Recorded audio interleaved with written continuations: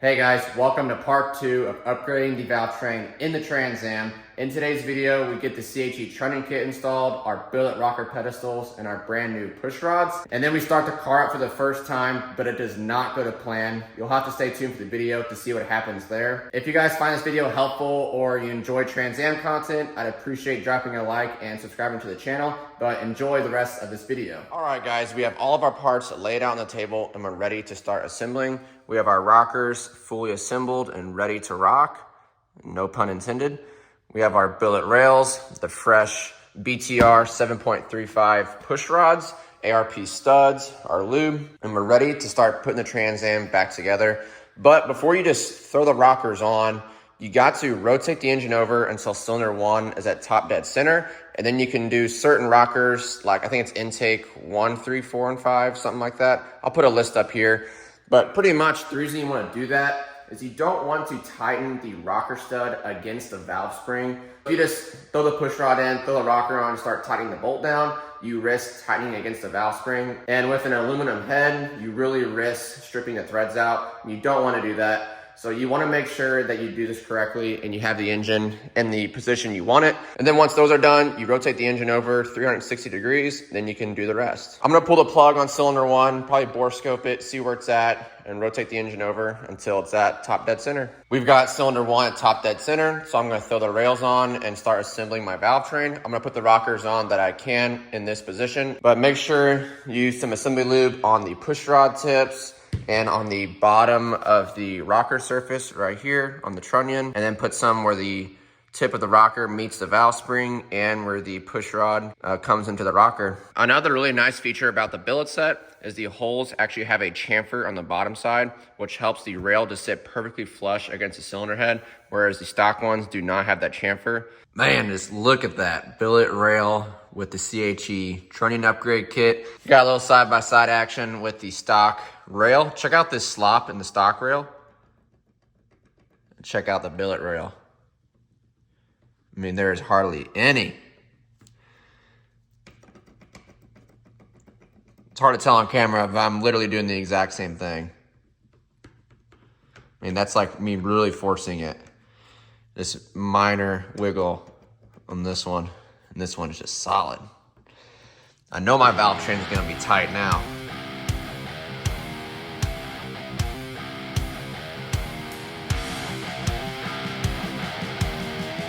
While you're doing this, is a good time to make sure that they're all the correct push rod you ordered.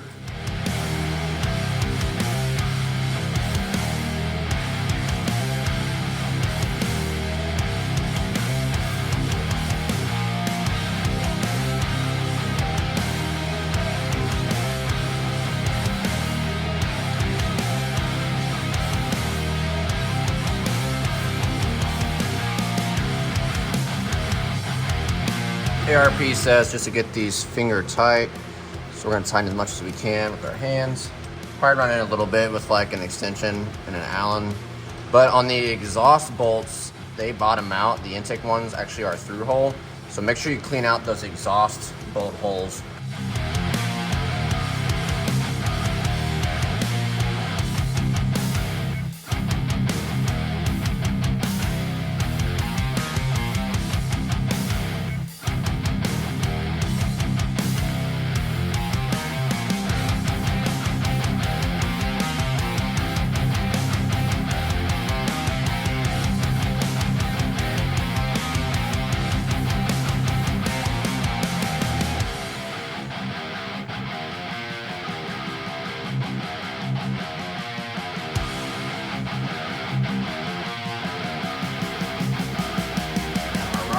Make sure the CHE is facing upright. It's very important because the actual seat to the bolt is on the top.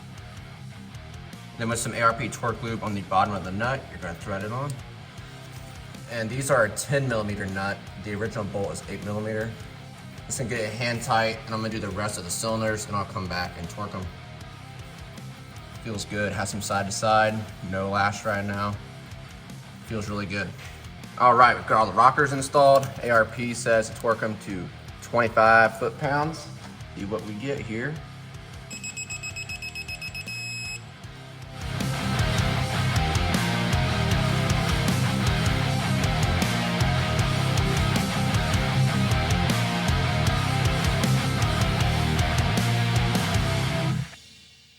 We just finished torquing everything and it could not be going better right now. Probably shouldn't have said that, but I just love torquing ARP hardware. It's so nice.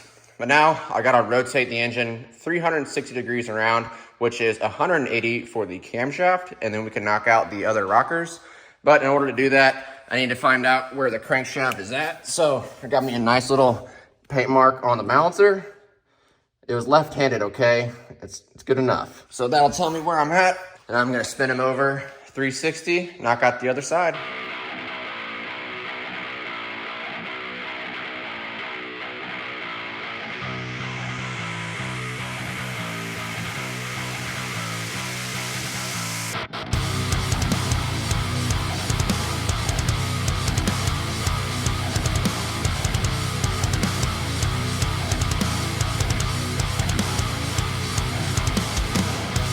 Like that, we have all the rockers installed and torqued down. I did not forget any push rods, nothing. Everything went perfect.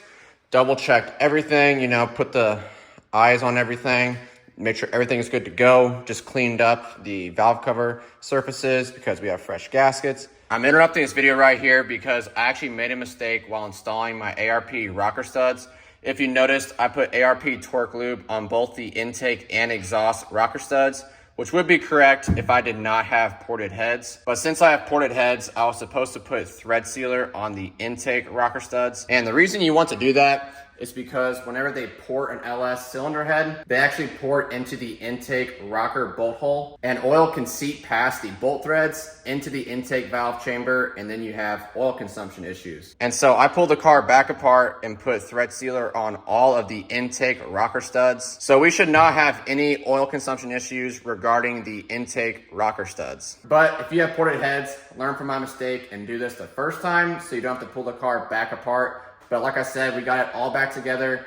Thankfully, I caught it before I went and got it tuned. So we're ready to go for a tuner revision. But I just wanted to interrupt this video, throw this in here so that you guys were aware to do this if you have ported heads. We're pretty much ready to go for the valve covers. If you know me at all, I had to throw a little shot of paint on them. And I also deleted the filler neck because it's ugly. Who needs that where we're going? Got a nice billet LS. Oil cap. Boys, we're just dialed in, ready to put these valve covers on, and I can't wait to hear this thing fire up. Hopefully, all is good, because this is my first time digging into any sort of LS related anything.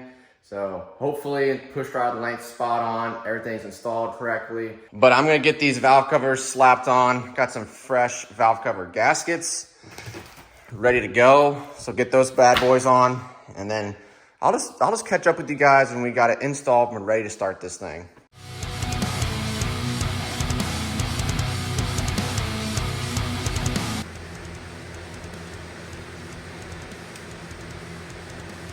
Let's go. Crap. Can you guys grab the bolts, please?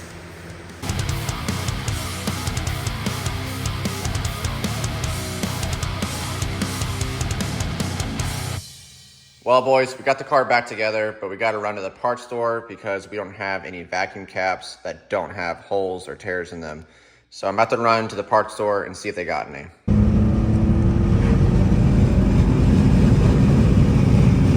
And vacuum caps are installed. All right, guys, we are ready for the first start. Everything is back on the car. Everything's plugged in. But let's open this garage door.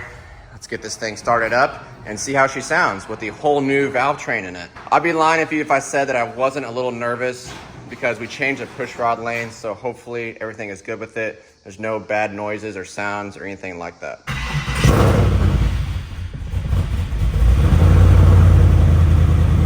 There we go.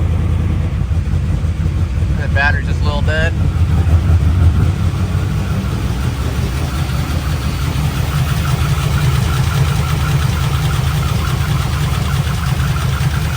Don't mind the smoke on the headers.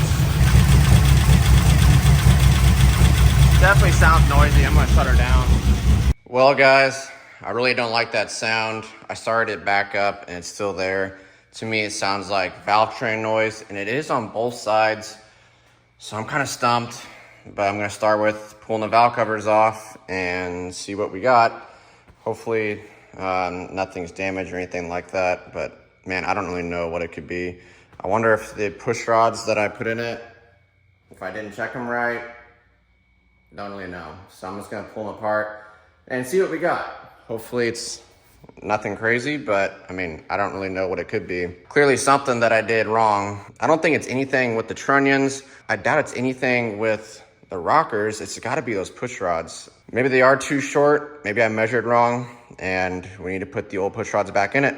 I don't really know at this point, but let's just start taking it apart. I've got the driver's side valve cover off. And so I actually just checked push rod length on this one again.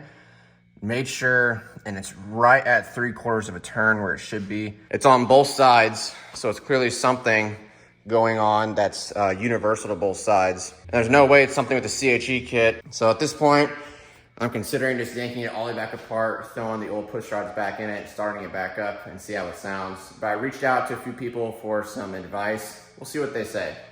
Okay, I got an update for you guys. I just got off the phone with Johnson Lifters and they told me how to identify the 2110Rs. So they said, look down at the top of the lifter. You should see a C-clip and then little tabs around the lifter. And if you can see that very well, there's a C-clip right there.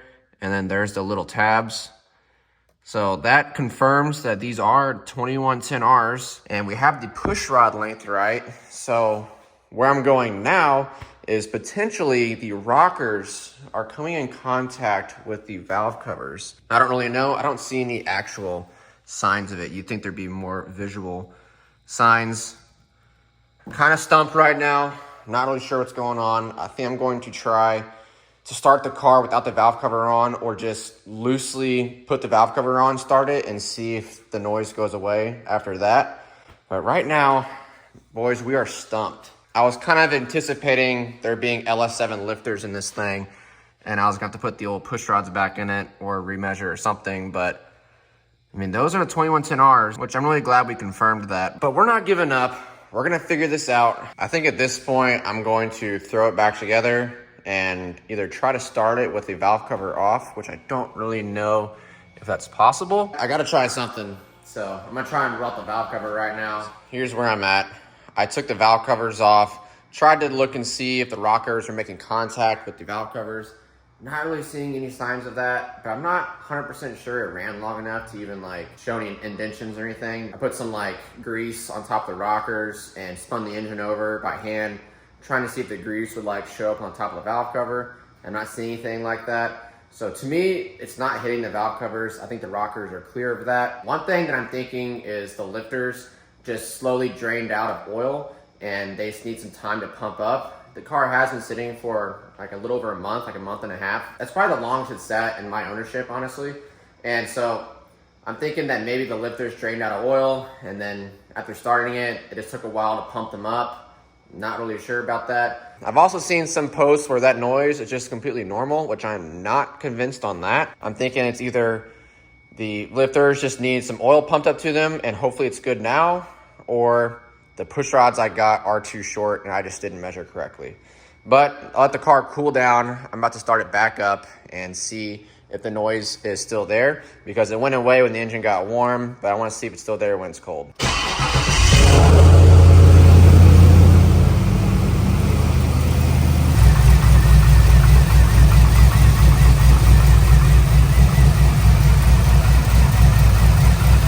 To me, it sounds like the normal long tube header noise and injectors and then just LS stuff. You hear a little bit of piston slap, but it's kind of going away now as the engine warms up. But guys, I think we're good. I think the noise is completely gone. I'm not hearing that noise anymore. I think it was just the lifters needed pumped up with oil. But guys, I was worried for a bit. The fan just kicked on, so it's getting up to temp, and the noise is completely gone. I don't hear it anymore at all. I think we're good, boys. I may have overreacted a little bit, but that noise scared me. I thought I did something wrong, installed something wrong, but I don't hear it anymore. I think we're good. All it was the lifters needed oil pumped up to them. They just went dry on me. So that's a huge sigh of relief. Yeah, it's sounding good. But I think now I'm just gonna shut it down, let it cool off, and then we'll try it again in the morning. But I'm gonna change oil in it. Let's hear how it sounds back here.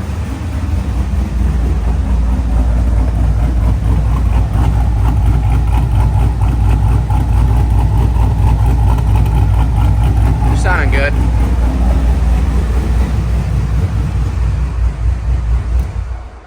Gosh, that was a huge sigh of relief. I'm so glad the car's not making that noise anymore. I guess you could say it fixed itself, but I think all it was the lifters were just drained of oil and they just needed pumped up. All right, this is the last time I'm interrupting the video. After doing a bunch of research, apparently it's pretty common for the Johnson 2110R lifters to be a little chattery after they've been sitting for a while. And the reason being is they just drain out of oil or they get some air trapped in them, which I assumed happened because we had the engine open and they just drained out of oil. So once you start the car back up, they have no oil in them or a little bit of air, and they either have to purge the air out or prime up with oil, which just takes some idle time or running the engine to do that. Which completely makes sense because once the car got to operating temp, the noise went completely away. I just wish I had known that before I yanked the car all the way back apart and tried to diagnose what was going on. But I just want to throw this in here, let you guys know what happened with the lifters, and I'm glad that everything is good with the car, but enjoy the rest of the video. But boys, this was a super fun video. I really enjoyed working on this thing and finally just learning some more about these LSs. The CHE trunnion kit was a lot of fun installing.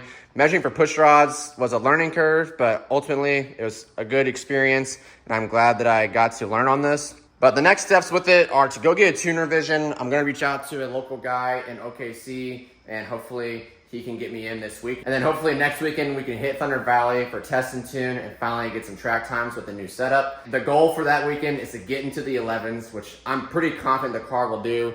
We just need to get our welds on and then get a tuner revision. And hopefully she smacks down like 400 horse, and with the welds, we can run like a mid 11. The fastest pass so far is a 1226 on a very soft launch and heavy wheels. Just with the wheels and then hopefully a little bit of power pickup from our spark plugs and push rod change. Hopefully we'll be mid 11s. Man, I'm really happy with how this car is turning out. The engine bay is looking good too with the black valve covers and getting rid of the oil fill funnel. It looks so much better now than when it did when I first got the car. But guys, this was a huge video for the Trans Am. I'm glad we finally got to check the push rod length, and we got the CHE trunnion kit installed, the billet pedestals with the ARP hardware. So the car should be pretty much bulletproof right now and running the best it ever has. And hopefully after a tuner revision, we pick up some power that I think it's lacking right now. But before I end this video off, I want to give a big thanks to CHE Precision for sending me their trunnion upgrade kit. I'm really happy with the kit. I had a lot of fun installing it on my rockers. And I know for certain that my valvetrain is bomb-proof right now with that trunnion kit. So use the link in the description and grab yourself a trunnion upgrade kit from CHE Precision. But stay tuned for some Trans Am content. I have a lot planned for it right now. We are in full-blown Trans Am mode because I want to get to the track before the end of the year and see if I can dip into the 11s, just try and set a new PB. So in the next video, we're getting a tuner revision, hopefully make some more power, and then we're going to hit Thunder Valley and hopefully make our fastest pass yet. So you'll have to stay tuned for the next video. Thank you guys for watching. Take care.